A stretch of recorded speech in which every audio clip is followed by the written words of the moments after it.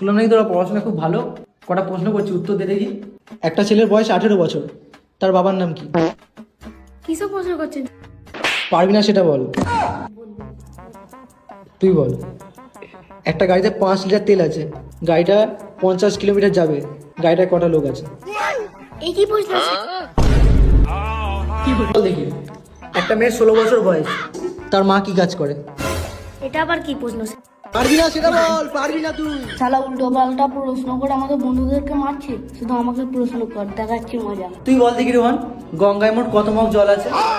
13,11,90,000। তুই কি করে শিওর হচ্ছিস অত মগই আছে? চলো তাহলে মগ নিয়ে, তুমি তুলবে আমি গুনবো। বেশি বকছিস। আচ্ছা এটা বল দেখি, একটা লোক মঙ্গল গ্রহতে চা খাচ্ছে, কাঁচের গ্লাসে খাবে নাকি স্টিলের গ্লাসে খাবে? মাটির গ্লাসে। যত সব পাগল মাল।